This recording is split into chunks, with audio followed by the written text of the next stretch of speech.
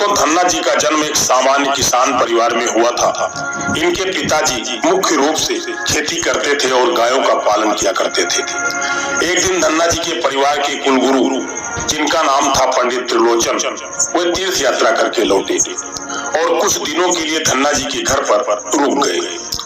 पंडित जी त्रिलोचन शालिग्राम भगवान की सेवा किया करते थे। वे बड़े भाव से भगवान शालिग्राम की शिला की सेवा करते थे, उनको पुष्प चढ़ाते, उन्हें भोग लगाते और भगवान को भोग लगाने के बाद ही वे पंडित जी हमेशा भोजन ग्रहण करते थे।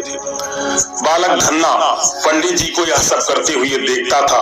उसे भगवान की सेवा बड़ी अच्छी लगती थी। जब पंडित जी भगवान की सेवा करते तो धन्ना को बड़ा ही सुकून मिलने लगता। कुछ दिनों के बाद जब पंडित जी जाने लगे, तब बालक धन्ना पंडित जी से शालिग्राम भगवान के लिए जिद करने लगा। कहने लगे कि मुझे ठाकुर जी चाहिए, मुझे ठाकुर जी चाहिए। परंतु पंडित जी अपने ठाकुर जी छोटे से बालक को कैसे दे सकते थे। धन्ना जी को उनके माता पिता ने बहुत समझाया, परंतु धन्ना जी नहीं माने। अंत में लोगों ने पंडित जी से कहा कि अरे यह तो बालक है, इसे शालिग्राम जैसा कुछ और दे करके बहला फुसला दो। अगले दिन पंडित जी नदी में स्नान करने गए। वहां से वे एक गोल मटोल थोड़ा बड़ा सा काले रंग का पत्थर लेकर के आए। तब वह धन्ना जी के पास आकर बोले, मैं तुम्हें अपने ठाकुर जी को दे दूंगा, लेकिन मेरे पास दो ठाकुर जी हैं, बड़े ठाकुर जी और छोटे ठाकुर जी। तुम्हें कौन से ठाकुर जी चाहिए? धन्ना जी ने झट से जवाब दिया, मुझे तो बड़े ठाकुर जी चाहिए। पंडित जी भी यही चाहते थे। तब पंडित जी ने धन्ना जी को वह बड़ा काला पत्थर जो बड़े ठाकुर जी को बता करके दे दिया। अब ठाकुर जी को पाकर धन्ना जी बहुत प्रसन्न हो गए, बड़े खुश हो गए। वे बड़े भाव से उनकी सेवा करने लगे। जब धन्ना जी गाय चराने खेतों की तरफ जाते तो ठाकुर जी को अपने साथ ले जाते। धन्ना जी की माँ ने उनको बाजरे की रोटी, साग, अचार और गुड़ खाने के लिए दिया। अब धन्ना जी ने भी निश्चय किया कि वे भी पंडित जी की तरह ही ठाकुर जी को जब तक भोग नहीं लगाएंगे और जब तक ठाकुर जी को खिला नहीं लेंगे तब तक कोई खुद भी भोजन नहीं करेंगे।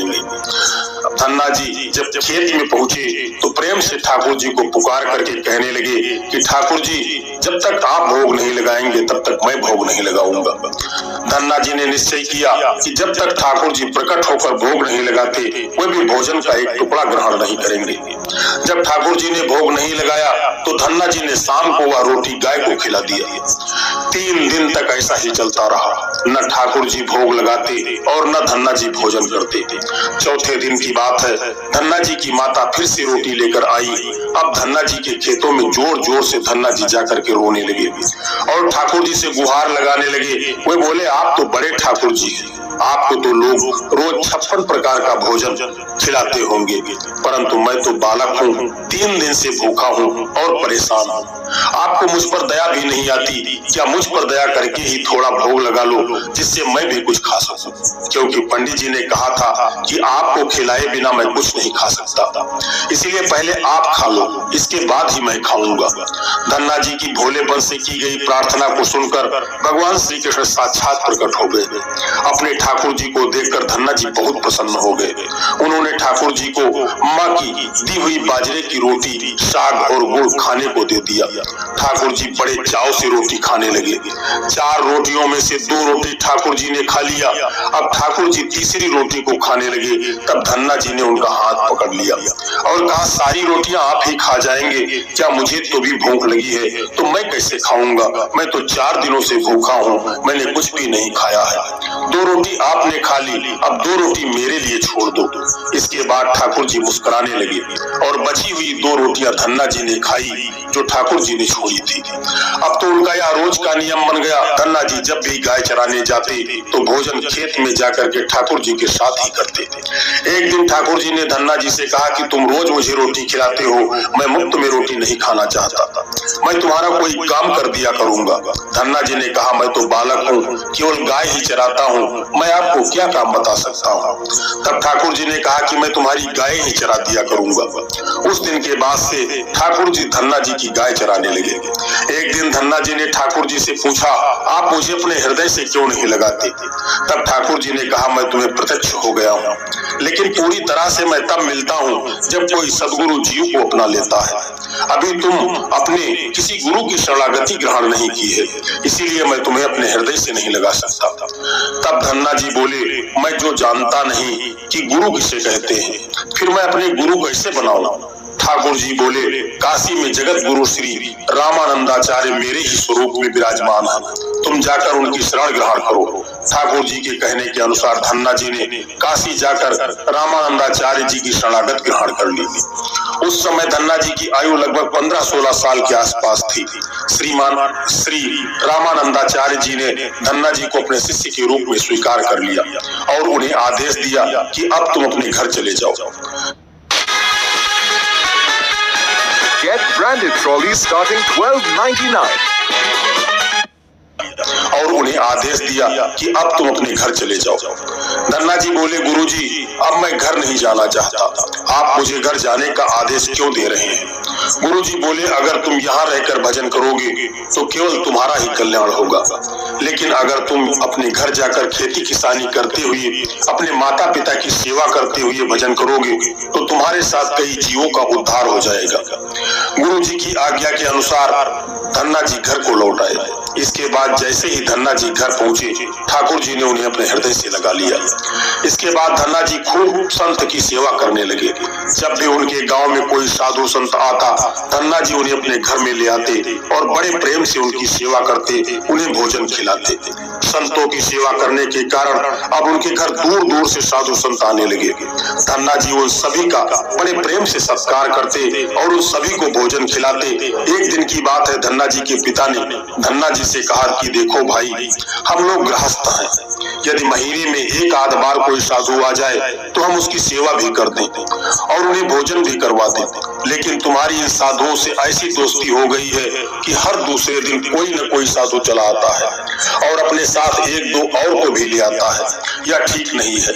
हम अपनी खेती बाड़ी का काम करें या इन साधुओं की सेवा करें। तुम तो अभी बालक हो, कुछ कमाते नहीं हो, तुम्हारा पालन पोषण भी हम ही करते हैं और ऊपर से तुम साधुओं को बुला लाते हो। इस प्रकार इन निठल्ले साधुओं की सेवा करना ठीक नहीं है। इसलिए एक बात कान खोल कर सुन लो, आज के बाद यदि तुम किसी साधु को लेकर के घर को आए तो मैं तुम्हें घर में नहीं घुसने दूंगा। तुम्हें यदि साधु की सेवा करनी है तो पहले कुछ कमाई करो, फिर अपनी कमाई से साधु की सेवा करना। पिताजी की बात को सुनकर धन्ना जी उदास हो गए और चुपचाप खड़े हो गए। तब पिताजी ने धन्ना को डांटते हुए कहा, आज के बाद किसी साधु को घर में लेकर के मत आना और जाओ खेत में गेहूं बो करके आ जाओ। खेत तैयार है, बोरी में गेहूं का बीज रखा है, इसे बैलगाड़ी में लादो, ले जाओ और खेत बो दो। धन्ना जी ने बैलगाड़ी में गेहूं रखा और खेत में बोने के लिए चल दिए। धन्ना जी थोड़ी ही दूर चले थे कि उन्हें मार्ग में कुछ साधुओं की टोली आती दिखाई दी। धन्ना जी ने बैलगाड़ी से उतरकर उन साधुओं को साष्टांग प्रणाम किया। संतों ने धन्ना जी को आशीर्वाद दिया और पूछा, बेटा इस गांव में धन्ना जी का कौन सा घर है? सुना है वे जगत गुरु रामानंदाचार्य के शिष्य हैं और बहुत छोटी सी उम्र में उन्होंने भगवान का दर्शन प्राप्त कर लिया है, हम भी उनका दर्शन करना चाहते हैं। यह सुनकर धन्ना जी संकोच में पड़ गए और वे हाथ जोड़कर बड़ी विनम्रता से बोले, महाराज मुझे ही लोग धन्ना भगत कहते हैं। संत बोले, भगवान ने बड़ी कृपा की, हम जिनसे मिलने आए थे वो यही मिल गए। निश्चित आप ऐसे ही भक्त हैं जैसा आपके विषय में सुना था। कितनी विनम्रता है आप में। चलिए आपके घर चलते हैं, वहीं बैठकर आपसे चर्चा करेंगे और ढेर सारी बातें करेंगे। धन्ना जी ने सोचा, अभी पिताजी ने साधुओं को घर लाने से मना किया है, यदि मैं खेतों में बीज बोने के बजाय इन साधु संतों को घर ले गया तो पिताजी आसमान सिर पर उठा लेंगे और इन साधुओं को भी भगा देंगे। तब धन्ना जी कुछ विचार करके बोले, महाराज अभी घर में कोई नहीं है, मैं भी खेतों की तरफ जा रहा हूँ, आप भी मेरे साथ वहीं चलिए। संत बोले, ठीक है, हमें तो आपसे मिलना था और आप जहाँ भी ले चले हम वहीं चलेंगे। फिर धन्ना जी उन सभी को खेत पर के लेकर के चले गए। खेत में एक पेड़ के नीचे बने हुए चबूतरे पर साधुओं को बैठा करके बोले, महाराज आप यहीं पर कुछ देर तक विश्राम कीजिए, तब तक मैं आपके लिए भोजन पानी की व्यवस्था करता हूँ। इतना कहकर धन्ना जी वहाँ से बैलगाड़ी लेकर के चले गए। बैलगाड़ी लेकर धन्ना जी सीधे बनिया की दुकान पर पहुंचे। वहां पर उन्होंने बैलगाड़ी में जो भी बीज गेहूं खेत में बोने के लिए रखा था उसे बनिया को बेच दिया और उसी से दाल चावल और जो भी उससे बनने वाला पदार्थ था चूरमा सारा सामान खरीद लिया। सामान लेकर धन्ना जी खेत पहुंचे। वहां पर संतों के साथ मिलकर बहुत बढ़िया दाल बाटी और चूरमे का प्रसाद बनाया। भगवान को भी भोग लगाने के बाद बड़े प्रेम से संत और धन्ना जी बैठ करके भोजन किया। इसी बीच भगवान की चर्चा भी होती रही। संतों को भोजन करवाने के बाद बड़े प्रेम से धन्ना जी ने उनको विदा कर दिया। संतों के जाने के बाद धन्ना जी सोचने लगे कि बीज वाले गेहूं को तो बेच करके मैंने संतों को भोजन करा दिया, अब खेत में क्या बोया जाए। अगर पिताजी बीज मांगेंगे तो मैं कहां से बीज ला करके दे दूंगा, और यदि खेत में कुछ पैदा नहीं हुआ तो मैं पिताजी को कौन सा जवाब दूंगा। यही सोच करके धन्ना जी ने बोरियों में रेत भरी और आसपास के लोगों को दिखाने के लिए उसी रेत को वे खेत में बोने लगे। सुबह से शाम तक सारी बोरियां जो रेत की बनाई थी, धन्ना जी ने जो बोरियों में रेत को भरा था वो सब खेत में छिड़क दी। आसपास के खेतों के किसान देख रहे थे कि धन्ना जी खेतों में गेहूं बो रहे हैं, परंतु वो तो खेतों में रेत बो रहे थे।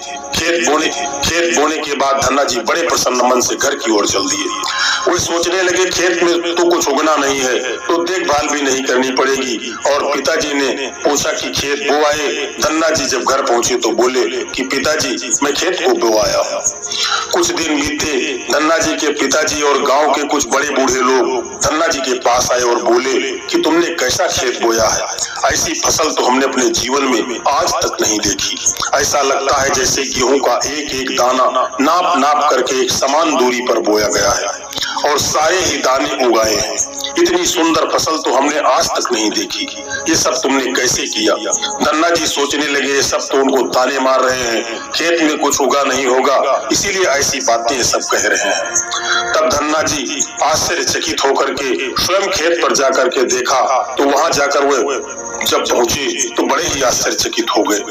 उन्होंने देखा कि जिस खेत में उन्होंने रेत बोई थी वहां पर फसल उगाई थी और एक सुंदर फसल उन्होंने भी कभी नहीं देखी थी।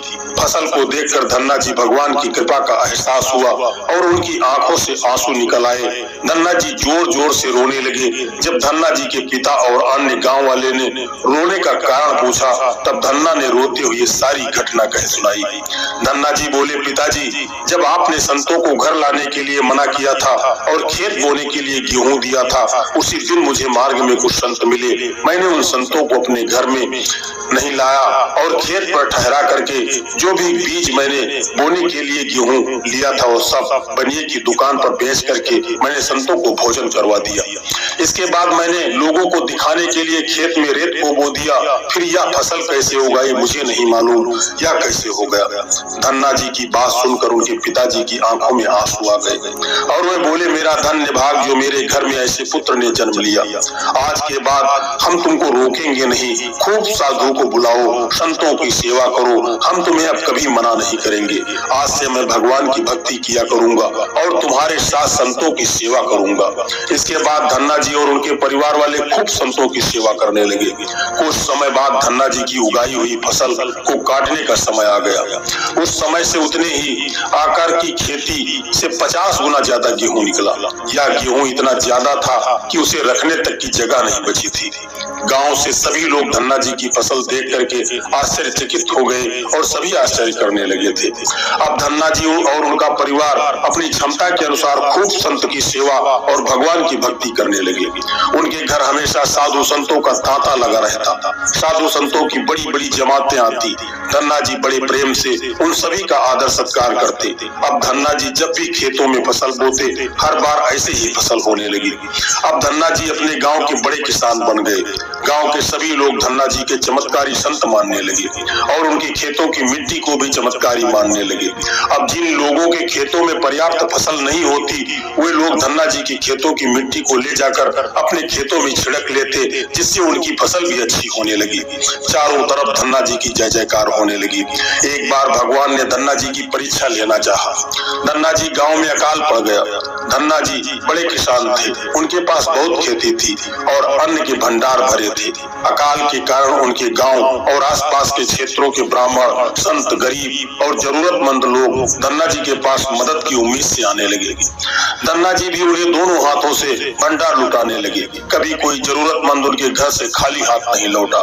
धीरे धीरे धन्ना जी का अन्न भंडार समाप्त होने लगा, परंतु धन्ना जी ने निश्चय किया कि जब तक उनका सामर्थ्य है वे किसी भी जरूरतमंद को निराश नहीं करेंगे और सब कुछ बेचकर वे लोगों की मदद करेंगे। धन्ना जी की संत की सेवा से प्रसन्न होकर एक दिन उनके पास संत के वेश में स्वयं ठाकुर जी आ गए। संत ने उन्हें तुम्बा कमंडल बना करके दिया और कुछ लौकी के बीज दिए और उनको कहा कि धन्ना जी इन बीजों को अपने खेत में बो दो और जब इनकी फसल पक जाए तो उनसे जो भी प्राप्त हो उसी लोगों की सेवा में खर्च कर देना। धन्ना जी ने ऐसा ही किया। संत की आज्ञा से उन्होंने तुम्बा के बीज खेतों में बो दिए। गांव के लोग कहने लगे, लगता है धन्ना जी पागल हो गए हैं, ऐसे भीषण अकाल में फसल बो रहे हैं, परंतु वो भी तुम्बा की। इस कड़वी तुम्बा को जो पशु भी नहीं खाते या तो केवल कमंडल बनाने के काम में आता है। ऐसी फसल यदि उग भी गई, पैदा भी हो गई तो उसका क्या फायदा होगा। परंतु धन्ना जी ने संत के कहने के अनुसार अपने खेतों में तुम्बा लौकी के बीज बो दिए। कुछ दिन बाद तुम्बा की फसल उगाई। सभी लोग आश्चर्य करने लगे कि ऐसी भीषण अकाल में बिना पानी के कोई फसल कैसे उग सकती है। कुछ ही दिनों में धन्ना जी का खेत हरा भरा हो गया। इसी बीच धन्ना जी जरूरतमंदों की सेवा करते रहे। धन्ना जी ने अपना सारा अन्न भंडार लुटा दिया।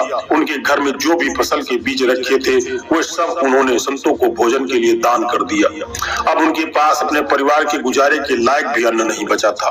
गांव के लोग कहने लगे, बड़ा मूर्ख है जो सारा अन्न लुटा दिया, अपने परिवार के लिए कुछ भी नहीं रखा और इसने फसल में बोई तो तुम्बा जिसे कोई खा भी नहीं सकता। धन्ना जी को लोगों की बातों से कोई फर्क नहीं पड़ा। वे तो भगवान का नाम लेते रहते और लोगों की मदद करते रहते। एक दिन ऐसा आया जब धन्ना जी के खेतों में लगी फसल पक गई। उनके खेत में बड़े बड़े तुम्बा के फल दिख रहे थे। धन्ना जी ने सोचा, अब दान करने को तो कुछ भी है नहीं, अब इन तुम्बा से कमंडल बनाकर संतों को दिया करेंगे। धन्ना जी खेतों में लगे सभी तुम्बा के फल तोड़कर घर को ले आए। घर आकर जैसे ही उन्होंने एक तुम्बा को कमंडल बनाने के लिए काटा, उन्होंने देखा कि तुम्बा हीरे, मोती, जवाहरात और कीमती रत्नों से भरा हुआ था। तुम्बा को कीमती रत्नों से भरा हुआ देखकर वे आश्चर्यचकित रह गए। उनके पास तो तुम्बा की पूरी फसल थी। उन्होंने देखा सभी तुम्बों में ऐसे ही कीमती रत्न भरे हुए थे।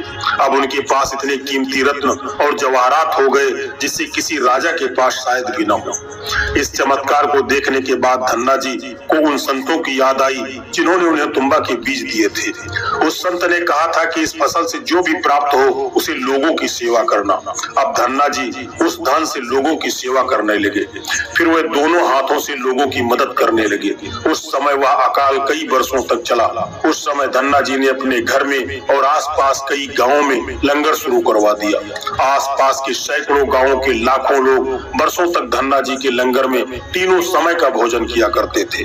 धन्ना जी ने अपने जीवन में कई मंदिर, बावड़िया, तालाब और धर्मशाले भी बनवाए थे और हर तरह से साधु संत और जरूरतमंद लोगों की मदद करते थे।